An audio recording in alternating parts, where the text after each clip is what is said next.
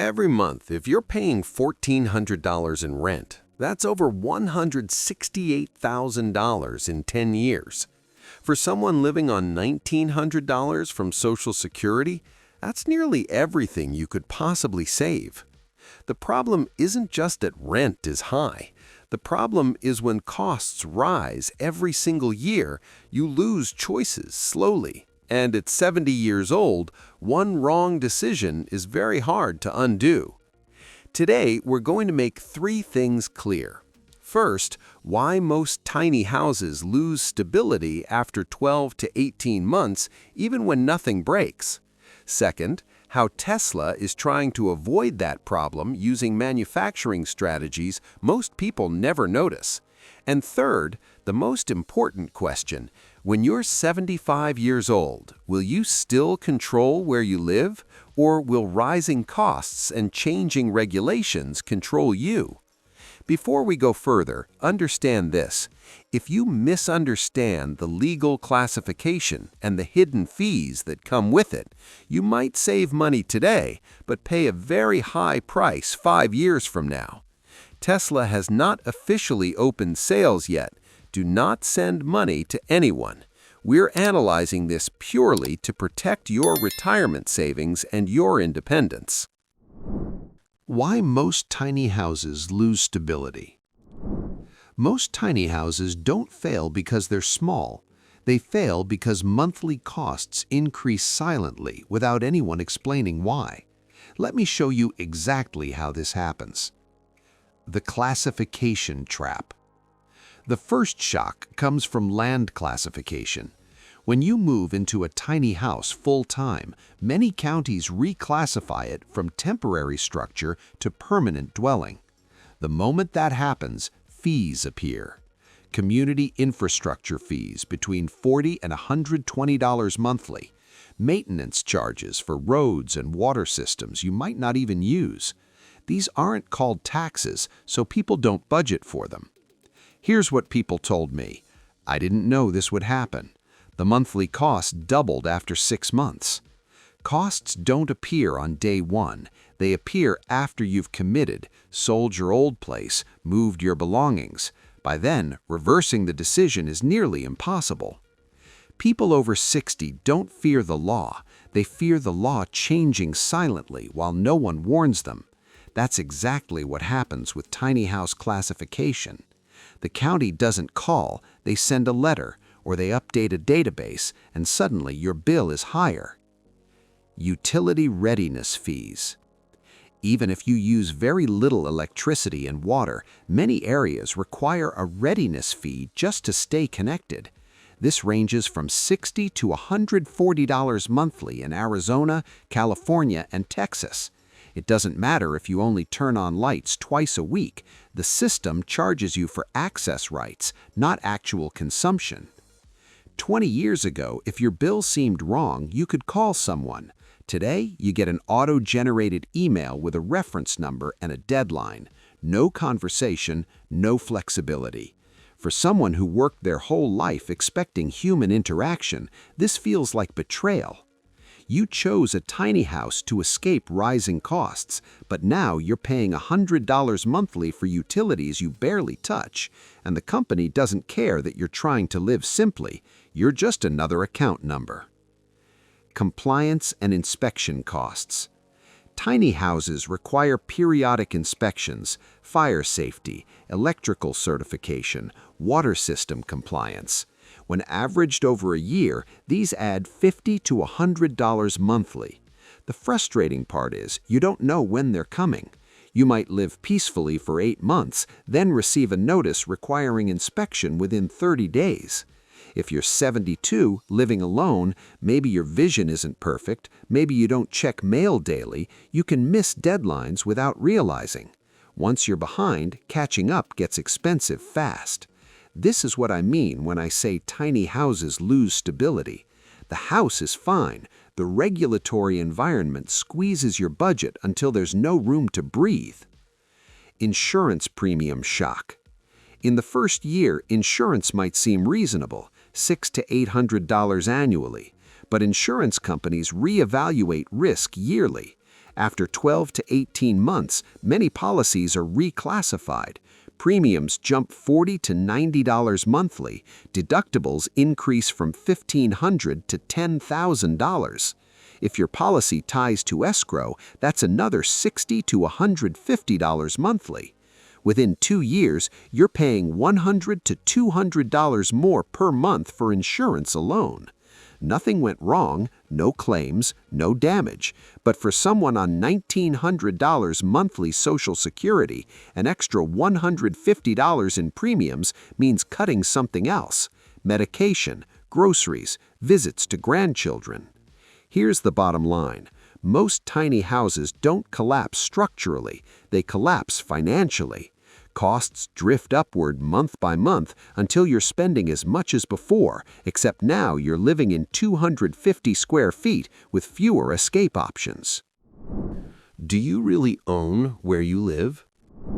Even if you own the tiny house outright, paid cash, no debt, do you actually control where you live?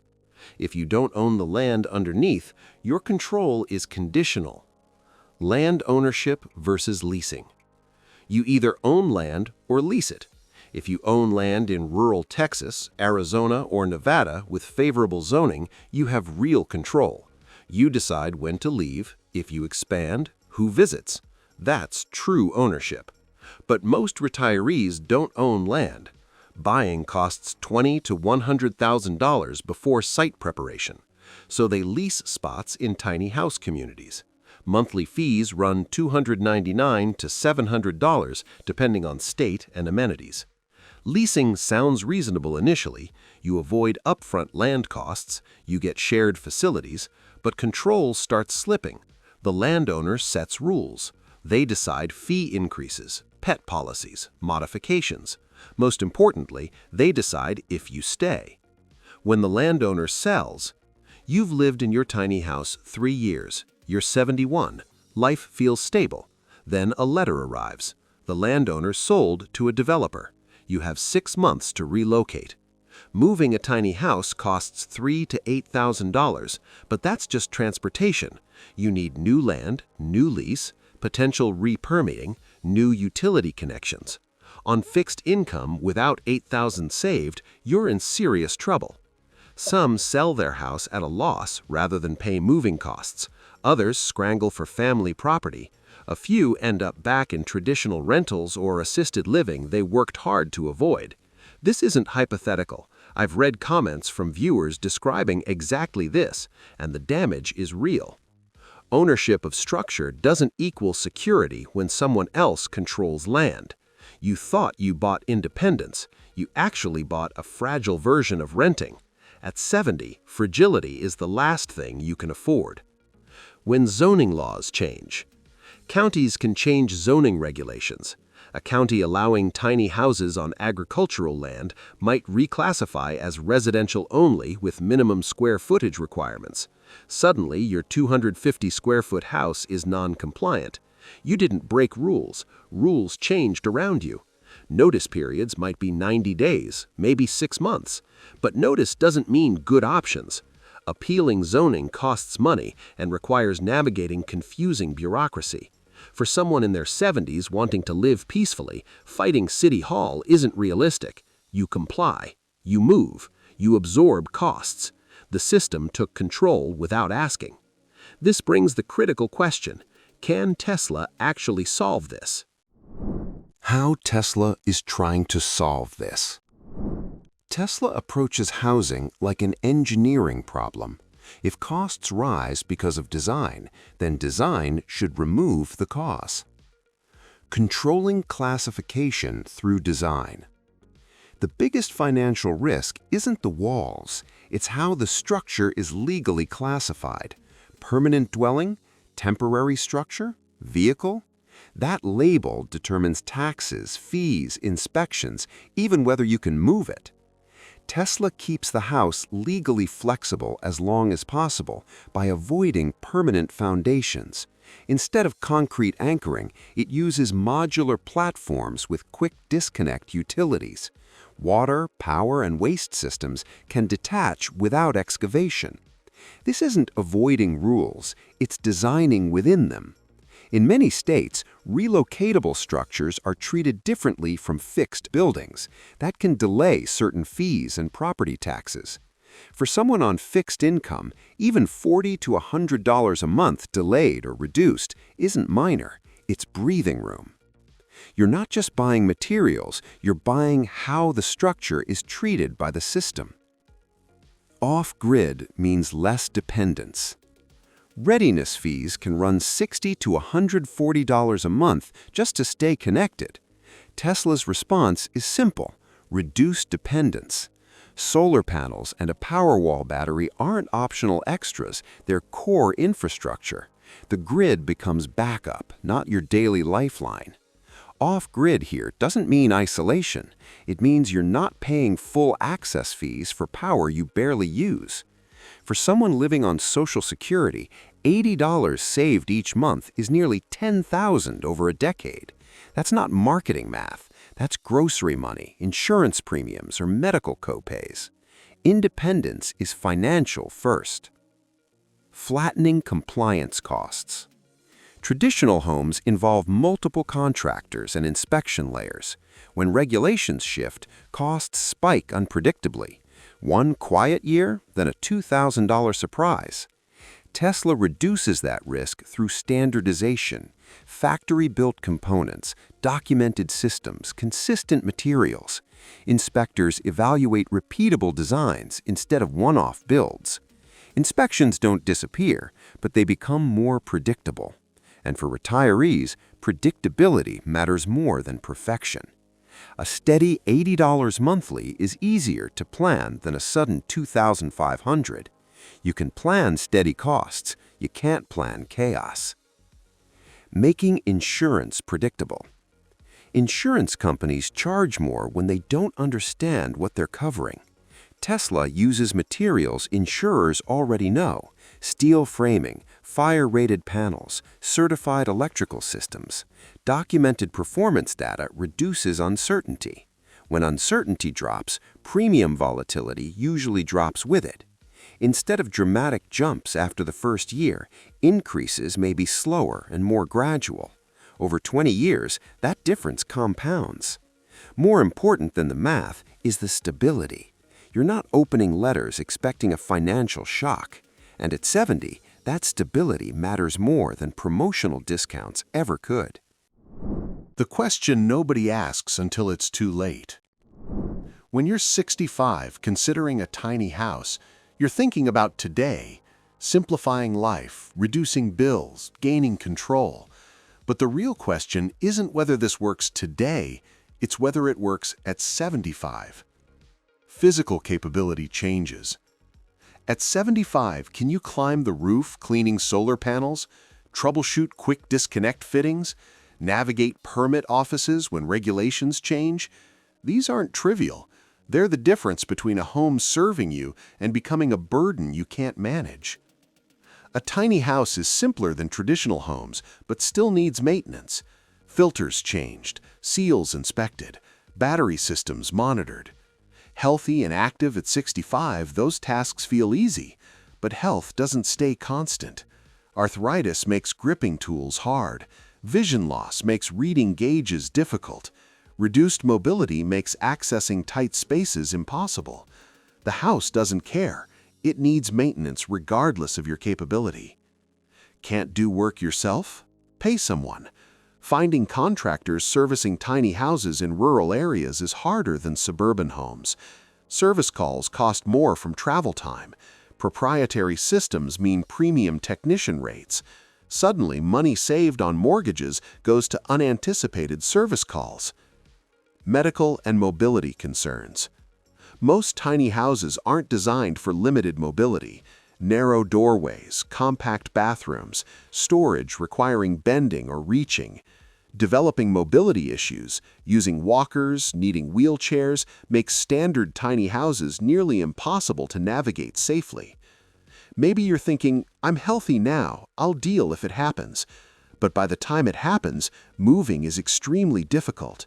You've invested money, settled into a community, arranged belongings. Now you're choosing between staying in unsafe homes or spending thousands relocating while dealing with health problems. This is tiny house living's hidden risk for retirees. Works beautifully when independent and capable, becomes trap when body stops cooperating. Unlike traditional homes where you add ramps or widen doorways, tiny houses have almost no modification room. You're stuck with what you bought, and if it doesn't fit needs anymore, your only option is leaving. The land question returns. Even if Tesla solves every design problem, even if the house is perfect, durable, efficient, there's one thing Tesla can't control: the land underneath. Leasing land and terms change, Tesla can't stop that. Zoning laws shift, disallowing tiny houses. Tesla can't overrule local government. Landowner decides selling, Tesla can't force continued renting. This is the limit of any product. Tesla can reduce cost drift, flatten compliance expenses, make insurance predictable. But Tesla cannot give ownership of land you don't own. Without land ownership, control is always partial. You're always one policy change, one lease renewal, one sale away from losing stability. The final decision. After everything covered, who should actually consider a Tesla tiny house? Just as importantly, who should walk away, no matter how appealing it sounds? Who this might work for. Consider this if you own land in states with favorable zoning. Texas, Florida, Arizona, Nevada allow tiny houses on private property without excessive restrictions. Owning even small plots eliminates the biggest financial uncertainty. You control land. Nobody raises rent. Nobody forces you to leave. That control foundation makes everything manageable. Consider this if monthly income is stable above $1,800, not because the house is expensive, but you need buffer room for unexpected costs, insurance adjustments, maintenance, periodic inspections. If your entire Social Security goes to basic survival, adding any housing cost creates too much risk. Consider this if you genuinely want simplifying and you're realistic about what simple means. Simple doesn't mean effortless, fewer systems to manage, but systems needing attention. Comfortable with basic technology, don't mind learning battery storage systems, can handle periodic maintenance or budget for help, then tiny houses can serve well. Finally, consider with backup plans, family nearby helping if sick, emergency savings, clear understanding that if this doesn't work, you have somewhere else. Independence is valuable, but independence without safety nets is isolation, and isolation becomes dangerous quickly for people living alone in 70s and 80s. Who should walk away? Walk away needing complete ownership with zero dependencies. If leasing land makes you uncomfortable, if you can't tolerate situations where others have living authority, then tiny houses on leased land never feel secure, no matter how well designed. Structure might be perfect, but anxiety foundation remains. Walk away valuing privacy over convenience and distrusting tech companies with data. Tesla products collect information, battery performance, energy usage, system diagnostics. Data helps optimize houses, but means Tesla knows how you live. If that bothers you, if you remember when thermostats were dials and nobody tracked habits, this isn't right. Walk away with significant mobility issues or expecting to develop them soon. Unless Tesla designs ADA-compliant versions, which hasn't been announced, standard tiny houses aren't safe for wheelchairs, walkers, or serious balance vision problems. Choosing homes you might not navigate in 5 years is unfixable mistakes. Walk away in states with restrictive zoning and you don't own land. New York, Massachusetts, Illinois, parts of California make tiny house living extremely complicated. Permits expensive, restrictions heavy, regulatory changes frequent. Fighting that system while maintaining stability in 70s is losing battles. The core truth. Here's what this comes down to. Tesla tiny house isn't trying making you rich. It's trying doing one specific thing: keep costs from rising faster than ability paying them. For fixed income, that might be the most valuable thing any product offers. Not luxury, not status, just stability. Knowledge that 10 years from now, monthly expenses won't have doubled while Social Security checks stayed flat. Before thinking about $59.83 starting prices, think about 20 years predictable costs. Think about not getting surprise bills. Think about not losing homes because landlords raised rent or counties changed zoning. That's real value. Not the house, the breathing room it creates in budgets and lives. If you've watched this far, you understand the real issue. Tiny houses don't fail because they're small. They fail when monthly costs rise quietly until there's no room left in your budget. Tesla is trying to slow that drift using standardization, modular design, and energy independence. Whether it works long-term depends on regulation, land control, and how clearly buyers understand what they're stepping into. If this topic affects you, tell me your state and your biggest concern in the comments. That helps shape the next analysis. This channel exists for one reason: to protect your retirement money before you spend it. If that's valuable to you, consider subscribing so you don't miss what comes next. In the next video, we'll look at which states make tiny house living realistic and which ones make it complicated after 70. Thank you for your time. I'll see you in the next one.